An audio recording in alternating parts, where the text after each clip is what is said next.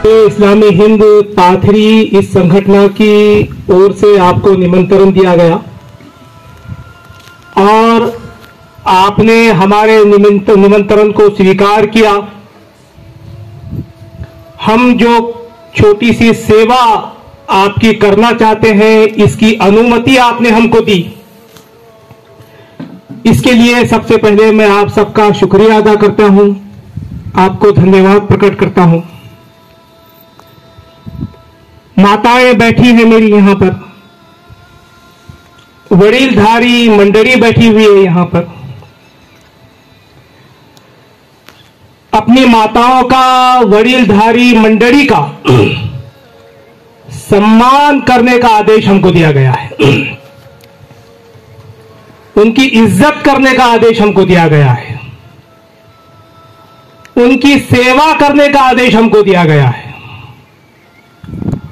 उनके दुख दर्द को बांटने का आदेश हमको दिया गया है,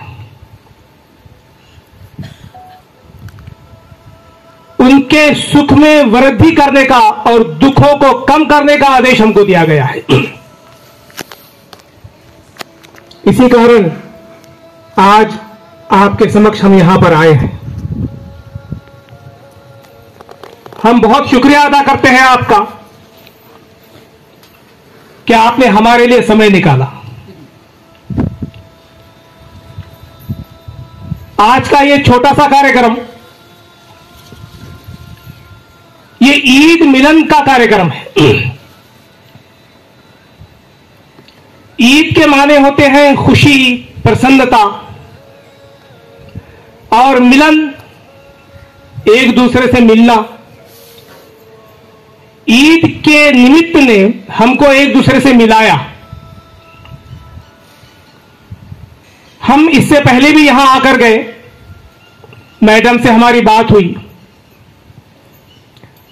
आपकी अवस्था को जानने का प्रयत्न किया। आप कितने लोग हैं, कहां से हैं, कैसे हैं, यह जानने का भी हमने प्रयत्न किया। और उसके बाद हमने यह निर्णय लिया कि ईद की खुशी हम आपके साथ बांटेंगे। ईद की खुशी में हम अपने वडीलधारी मंडली को, अपनी माताओं को शामिल करेंगे। आपके साथ बैठकर कुछ पल बिताएंगे, आपकी कुछ बातें सुनेंगे, अपनी कुछ बातें आपको सुनाएंगे। इसलिए आज हम यहां पर आए हैं। यहां पर आने में और आपकी कुछ सेवा करने में हमारा कोई स्वार्थ नहीं है। हम किसी राजनीतिक पार्टी से नहीं हैं, हम किसी इलेक्शन में खड़े नहीं होते। एक मानवता का नाता है हमारा और आपका, एक इंसानियत का नाता है हमारा और आपका। उस मानवता के लिए, उस नाते को, उस रिश्ते को, उस संबंध को निभाने के लिए, एक दूसरे के दुख दर्द को बांटने के लिए हम यहां पर आए हैं। इसलिए कि हमारी श्रद्धा है, ईमान है कि इस धरती पर जितने इंसान रहते हैं, चाहे वो किसी भी धर्म के हो, किसी भी जाति के हो, वो एक माता और पिता की संतान है। हम सब एक माता और पिता की संतान है। हम सबका निर्मिक निर्माता एक है। उसी ने हमको इस दुनिया में भेजा है।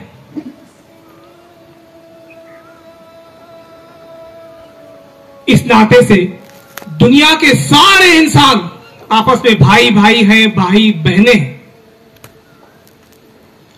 मेरा और आपका और इस धरती पर रहने वाले सारे इंसानों का खून का रिश्ता है। इसलिए कि जो प्रथम पुरुष और प्रथम स्त्री रही है इस दुनिया की, वो हम सबकी माता और पिता है।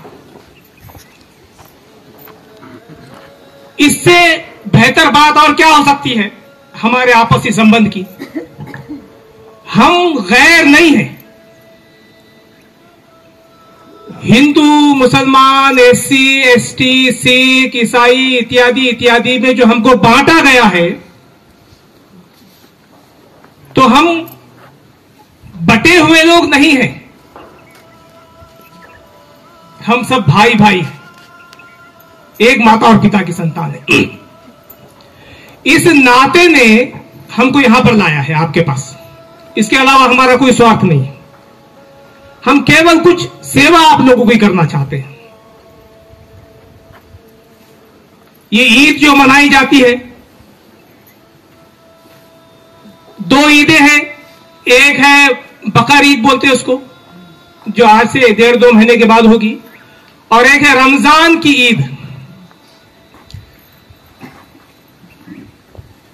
आपको मालूम है कि पैगंबर मोहम्मद सल्लल्लाहु अलैहि वसल्लम ने 5 धारणाएं दी हैं कि उस पर अगर उसका कोई अगर अनुकरण करेगा तो उसे स्वर्ग मिलेगा, उसे जन्नत मिलेगी। उसमें पहली धारणा है एकेश्वरवाद, कि मेरा और आपका सबका निर्मिक निर्माता ईश्वर भगवान प्रभु उपास्य पूज्य एक है, अलग अलग नहीं है। जब हमारा निर्मिक निर्माता उपास्य पूज्य एक है,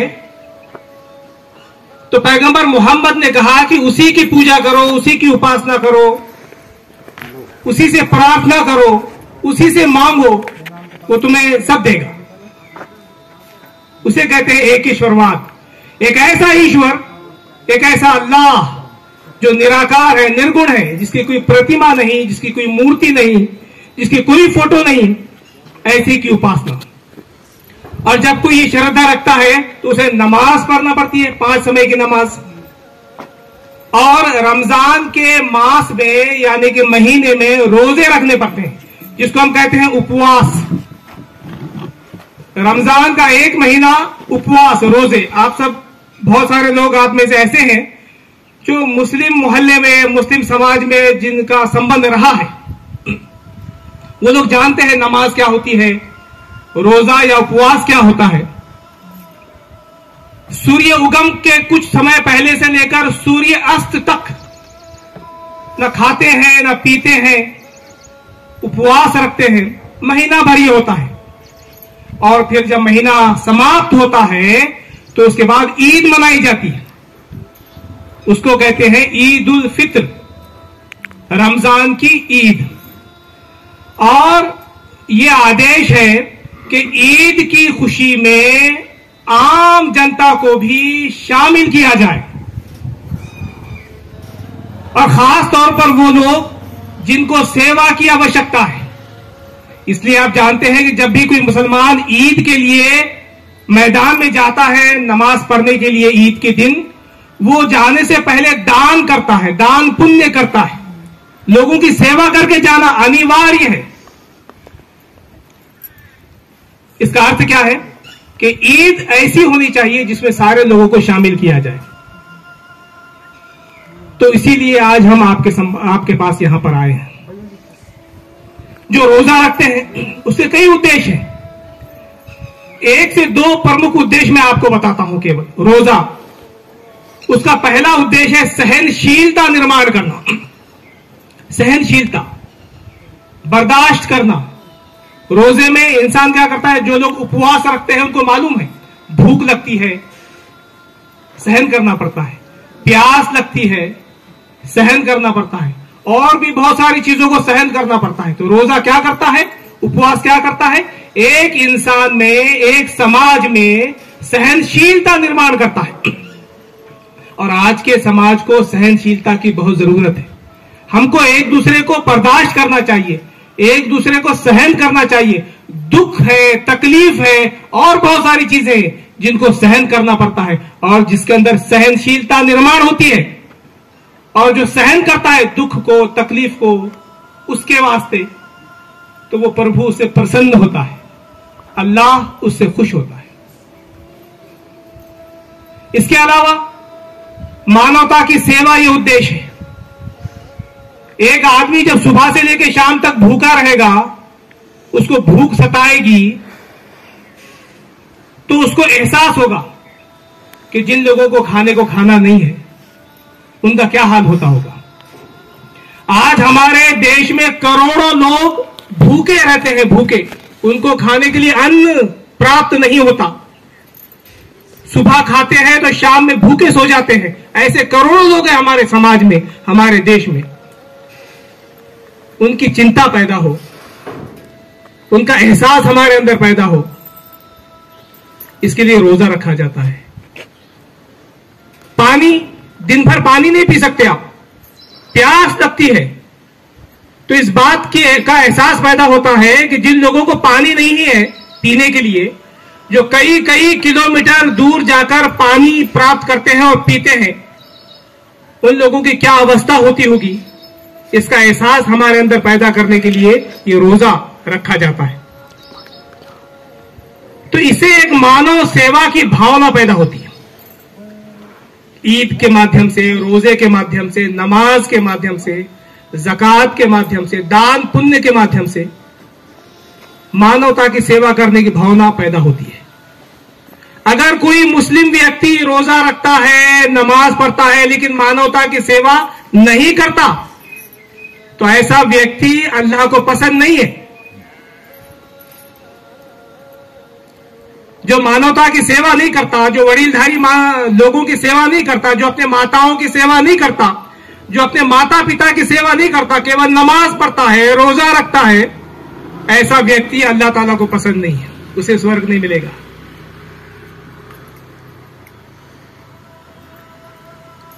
दूसरी चीज देखिए, ये जीवन जो हम जी रहे हैं, हर तरह की अवस्था से हमको गुजरना पड़ता है। इसमें सुख भी है और दुख भी है, स्वास्थ्य भी है, बीमारी भी है, आनंद भी है, पीड़ा भी है। हर अवस्था से, स्थिति से इस जीवन में हमको गुजरना पड़ता है। बीमारियां हैं, इस जीवन में सब कुछ दुख है, पीड़ा है, संकट है, परेशानी है, भूख है, प्यास है, तकलीफ है, परेशानी है, पीड़ा है, दूसरे इंसानों के द्वारा दिए जाने वाले दुख भी है इसके अंदर, और अपनी संतान के द्वारा दिए जाने वाला दुख भी शामिल है इस जीवन के अंदर। दूसरे भी दुख देते हैं, अपने भी दुख देते हैं। ये जीवन ऐसा ही है। इसलिए पैगंबर मोहम्मद सल्लल्लाहु अलैहि वसल्लम ने कहा सेवा के संबंध में कि मां के कदमों के नीचे जन्नत है। क्या आदेश दिया पैगंबर मोहम्मद ने? आईच्या पायाखाली स्वर्ग आहे, आईची सेवा कर तरच तुला स्वर्ग प्राप्त होणार. आईची सेवा केली नाही तर नरकाची अग्नी भोगावी लागेल. काय समजलं तू? तुझी आई तुझ्या घरात आहे आणि जर तू त्याची सेवा करणार नाही तर कधीच तुला स्वर्ग प्राप्त होणार नाही, नरकाची अग्नी भोगावी लागेल. तसेच पैगंबर मुहम्मदांनी सांगितले कि बाप ये स्वर्ग के दरवाजों में से मुख्य दरवाजा है. स्वर्गाच्या द्वारापैकी एक मुख्य द्वार वडील आहे. वडिलाची सेवा करशील तर तुला स्वर्ग प्राप्त होगी. अगर सेवा नहीं करेगा बाप की तो कभी भी तू स्वर्ग में नहीं जा सकेगा. तो माता और पिता की सेवा ये अनिवार्य है संतान के ऊपर. और अगर कोई संतान अपने माता और पिता की सेवा नहीं करती तो प्रभु कभी उससे खुश नहीं होगा। इस जीवन में भी ऐसी संतान को भुगतना पड़ेगा और मरणोत्तर जीवन में भी उसे कभी स्वर्ग प्राप्त नहीं होगा, वो नरक की अग्नि में जलेगा। पैगंबर मोहम्मद ने कहा संतान को, औलाद को, कि तेरे माता और पिता तेरा स्वर्ग है या तेरा नरक है। तेरे माता और पिता तेरा स्वर्ग है या तेरा नरक है। अर्थात अगर तू अपने माता पिता की सेवा करेगा, उनका ख्याल रखेगा, उनको पूछेगा, उनकी आवश्यकताओं को पूरा करेगा तो स्वर्ग मिलेगा, और अगर ऐसा नहीं करेगा तो नरक की अग्नि भोगनी होगी। वो माता और पिता, वो माता जिसे 9 महीने तक उस संतान को अपने पेट में रखा। पुरुषों को उस दर्द का एहसास नहीं हो सकता।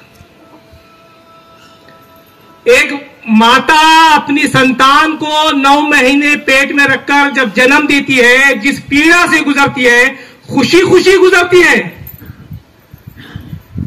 वो माता खुशी खुशी 9 महीने रखकर जब बेटे को या बेटी को जन्म देती है, जो पीड़ा से गुजरती है, खुशी खुशी गुजरती है, उसका एहसास पुरुषों को नहीं हो सकता। पुरुष उस तकलीफ को नहीं जान सकते। और उसी माता को जब ये संतान बड़ी होती है तो उनकी सेवा से जान चुराती है, उनकी सेवा नहीं करती। दिव्य कुरान ने कहा कि अपने माता और पिता के लिए प्रार्थना करो। संतान से कहा प्रार्थना करो अपने माता और पिता के लिए, कि जिस तरह उन्होंने, मैं जब छोटा था जब मैं उस वक्त मेरा ख्याल रखा, मेरा पालन पोषण किया। छोटा बच्चा घर में है, रात में मां के बाजू सोया हुआ है, वो छोटा सा बच्चा। अचानक बच्चा रोने लगता है, मां की नींद उड़ जाती है। बाप बेचैन होकर उठ जाता है, मेरा बच्चा क्यों रो रहा, मेरा बच्चा क्यों रो रहा है। अगर उसके पेट में तकलीफ है बेटे के, बच्चे के छोटे, तो मां रात भर नहीं सोती। बाप दवाखाने का चक्कर लगाता है कि मेरे बेटे की तकलीफ दूर हो जाए। न मां सोती है, न बाप सोता है। और जब यही संतान बड़ी होती है और उसके बूढ़े वृद्ध माता और पिता अगर किसी तकलीफ में होते हैं तो वो उसको भूल जाती है। ये संतान आज के जमाने की ये संतान भूल जाती है। मोहम्मद सल्लल्लाहु अलैहि वसल्लम ने कहा कि अगर ऐसा करोगे तो अल्लाह तुमसे प्रसन्न नहीं होगा, तुम्हारा प्रभु, तुम्हारा ईश्वर तुमसे खुश नहीं होगा और तुम्हें नरक की अग्नि भोगनी पड़ेगी। तुम्हें हर हाल में अपने माता और पिता की सेवा करनी ही होगी, अनिवार्य कहा। जिस तरह से बचपन में उन्होंने तुझे पाला पोसा बड़ा किया, अब वो वृद्ध हो गए हैं, वो बूढ़े हो गए हैं, तो अब ये संतान की जिम्मेवारी है कि वो अपने बूढ़े माता और पिता का ख्याल रखे, उनकी सेवा करे। तो ये पीड़ा, ये तकलीफ वाली दुनिया है। अच्छा, क्या ऐसी कोई दुनिया है जहां कोई तकलीफ ना हो, कोई पीड़ा ना हो, कोई बीमारी ना हो, किसी भी किस्म का कोई संकट ना हो? क्या ऐसी कोई दुनिया है?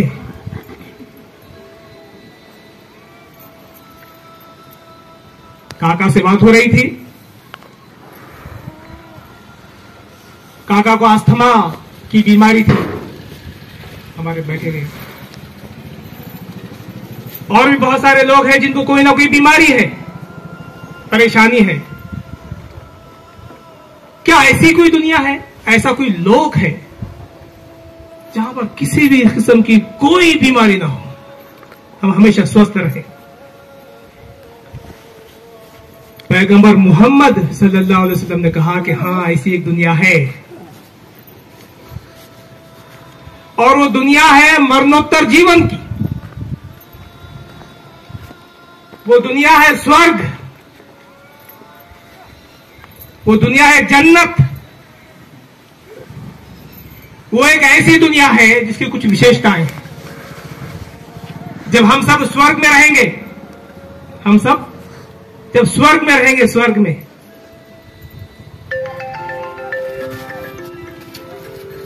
तो वहां पर कभी किसी को कोई पीड़ा, कोई तकलीफ, कोई परेशानी, कोई संकट नहीं होगा।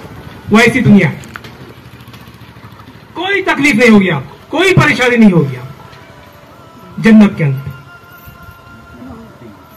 इस दुनिया में है, लेकिन वहां ऐसा कुछ नहीं होगा।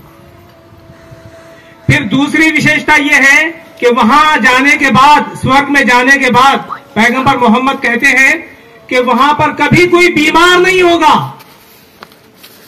सब स्वस्थ रहेंगे हमेशा, कभी कोई बीमारी नहीं होगी। किसी को कोई तकलीफ से गुजरना पड़ता है, पीड़ा से गुजरना पड़ता है, हम प्रार्थना करते हैं, ए प्रभु ये क्या हो रहा है, कब ये पीड़ा, कब ये बीमारी मुझसे दूर होगी। लेकिन वो स्वर्ग एक ऐसी जगह है, जन्नत, जहां कोई बीमार नहीं होगा। काका, कभी कोई बीमार नहीं होगा।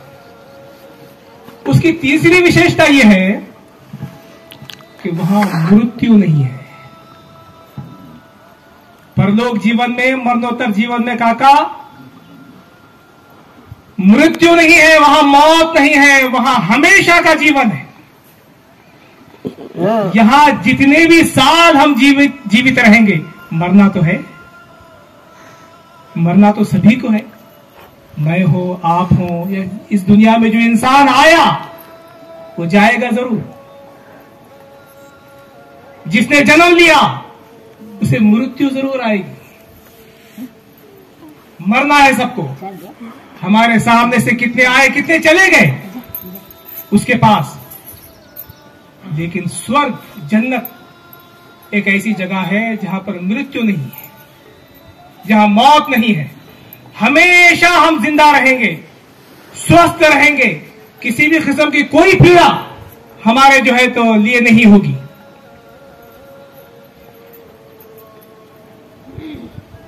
एक ऐसा स्वर्ग है। चौथी विशेषता उसकी ये है, उस स्वर्ग की, कि वहां हमारी सारी मनोकामनाएं पूरी होंगी। सारी मनोकामनाएं हमारी पूरी होंगी। आपको जो चाहेगा, मुझे, मैं जो चाहूंगा वहां मिलेगा। यहां सारी मनोकामनाएं हमारी पूरी नहीं होती हैं। हम स्वस्थ रहना चाहते हैं, हमारी मनोकामनाएं, लेकिन बीमारी आती है। हम चाहते हैं कि कोई संकट मेरी फैमिली पर, मेरे बच्चों पर, मुझ पर ना आए, कोई बीमारी मुझे ना आए, मेरी मनोकामना है। लेकिन ऐसा नहीं होता। मैं हमेशा अमीर रहूं, गरीबी ना आए, लेकिन ऐसा नहीं होता। मुझे अच्छा अच्छा खाने को मिले, अच्छा पहनने को मिले, ये मेरी मनोकामना है। इस दुनिया में ये मनोकामना चाहे पूरी ना हो, लेकिन एक दुनिया ऐसी है, स्वर्ग, जहां ये सारी मनोकामनाएं हमारी पूरी होंगी। आप जो चाहेंगे मिलेगा। आप चाहेंगे मुझे स्वास्थ्य चाहिए, स्वास्थ्य मिलेगा हमेशा के लिए। आप चाहेंगे मैं कभी बीमार ना हूं, वहां मिलेगा। अच्छा अच्छा खाना मिलेगा, पीना मिलेगा, वस्त्र मिलेंगे, सब कुछ मिलेगा। जो आपका जी चाहेगा स्वर्ग में आपको मिलेगा, स्वर्ग में आपको मिलेगा। ये दुनिया दुखों की दुनिया है, संकट की दुनिया है, लेकिन हमारे अंदर सब्र पैदा हो जाता है। हम खुश हो जाते हैं ये सोचकर, ठीक है ये 60, 70, 80 साल का जीवन गुजर जाएगा। लेकिन एक दुनिया तो ऐसी है ना ऊपर, मरणोत्तर जीवन, परलोक जीवन, स्वर्गीय जीवन, जन्नत का जीवन, जहां मेरी सारी मनोकामनाएं पूरी होंगी, जहां मुझे कोई पीड़ा नहीं होगी, जहां मुझे कोई तकलीफ नहीं होगी, जहां कोई भूख नहीं रहेगी, जहां कोई प्यास नहीं रहेगी, जहां मृत्यु नहीं रहेगी, जहां पर बीमारी नहीं रहेगी। मेरी सारी मनोकामनाएं पूरी होने वाली एक जगह है। एक व्यक्ति आया और उसने पूछा, क्या ऐसा स्वर्ग, ऐसी जन्नत मुझे चाहिए, मरणोत्तर जीवन में वो स्वर्ग मैं प्राप्त करना चाहता हूं, मैं क्या करूं? नंबर क्या है? तो पैगंबर मोहम्मद सल्लल्लाहु अलैहि वसल्लम ने कहा कि पहले कहो ला इलाहा इल्लल्लाह मुहम्मदुर रसूलुल्लाह, नहीं दिख रहा, यानी अल्लाह के सिवा कोई पूज्य उपास्य प्रभु नहीं है और पैगंबर मोहम्मद ये उसके संदेशता है। ये कहो, इसकी घोषणा करो, इसकी गवाही दो कि तुम केवल एक अल्लाह की उपासना और पूजा और करोगे, तुम स्वर्ग में जाओगे।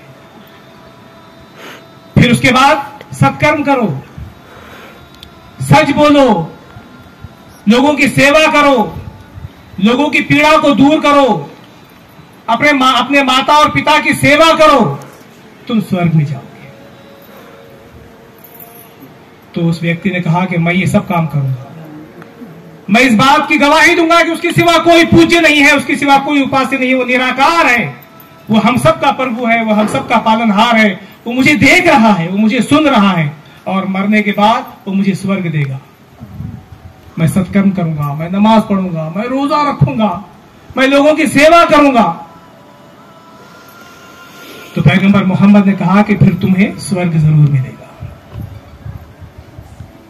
तो काका, माताओं, पूरी वडीलधारी मेरी मंडली, ये कुछ बातें थी जो मैं आपके समक्ष रखना चाहता था। हम आपके दुख दर्द को कम तो नहीं कर सकते, सिर्फ बांट सकते हैं, एक दूसरे को कुछ सुना सकते हैं, आसरा दे सकते हैं, एक दूसरे को श्रद्धा दे सकते हैं कि घबराओ मत, परेशान मत हो, ये संकट की घड़ी गुजर जाएगी, ये पीड़ाएं खत्म हो जाएंगी, एक दिन उससे मिलना है, जाकर तुम्हारी सारी समस्याओं का समाधान हो जाएगा। मैं आपका बहुत शुक्रिया अदा करता हूं कि आप लोगों ने मेरी बात को गौर से सुना। इस संबंध में अगर आपके कोई प्रश्न है तो उसका उत्तर देने के लिए भी मैं तैयार हूं, और इस संबंध में अगर आप कुछ कहना चाहते हैं तो वो भी हम लोग सुनने के लिए तैयार हैं। हम एक दूसरे की पीड़ा को कम करने के लिए, एक सेवा भाव के लिए यहां पर आए हैं और साथ में शीर खुरमा लाए हैं। शीर खुरमा बहुत सारे लोगों ने सुना होगा, ईद के दिन बनाते हैं, एक मीठा है और आपस में एक दूसरे को देते हैं। शीर के माने होते हैं दूध, खुरमा के माने होते हैं वो खजूर और बहुत सारी चीजें, उसको मिलाकर एक मीठी चीज बनाई जाती है। और सभी धर्मों में यह मान्यता है कि मीठी चीजों का आदान प्रदान ये हमारे प्रेम भाव को बढ़ाता है, सेवा भाव को बढ़ाता है। ये भी हम आपस में जो है तो एक दूसरे के साथ बैठकर पिएंगे आपके साथ। आपने मुझे सुना, मेरी बातों पर आप जरूर विचार करेंगे, मैं इसकी जो है तो आशा रखता हूं। बहुत बहुत शुक्रिया, धन्यवाद।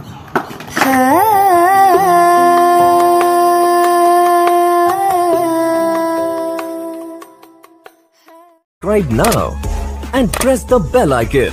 Never miss an update.